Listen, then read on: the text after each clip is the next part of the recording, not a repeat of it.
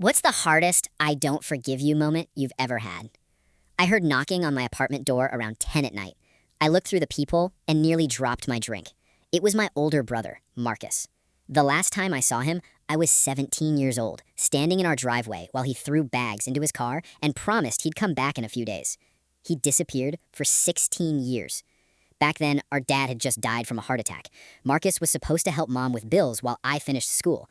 Instead, he emptied the joint account dad left behind and vanished overnight. $30,000. Gone. Turns out he'd secretly been drowning in gambling debt. Credit cards, loans, sports betting. He stole everything and ran before collectors caught him. Mom worked herself sick trying to recover financially.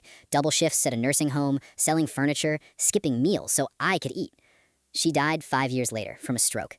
Marcus never even came to the funeral. So yeah, seeing him at my door felt unreal. He looked exhausted, older than 39. His hands shook while he talked. "Can we talk?" he asked quietly. The second he sat down, I knew he needed something. Nobody disappears for 16 years just to reconnect. And I was right.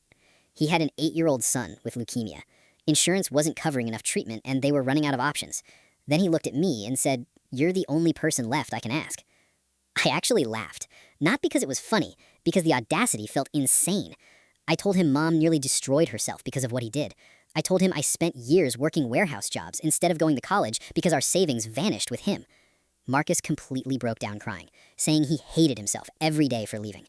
Then he showed me pictures of his son, tiny, bald kid, smiling from a hospital bed wearing a superhero mask.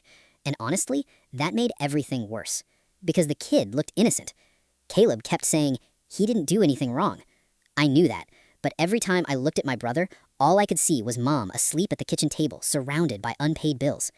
Then he finally said the number, $20,000. Straight up, like we were family again. I told him no. He looked shattered, said his son might die without help, said he was begging me as a father. I told him I truly hoped his son survived, but some damage doesn't disappear just because enough time passes. Marcus stood there silently for a second, then walked out of my apartment carrying 16 years of guilt with him.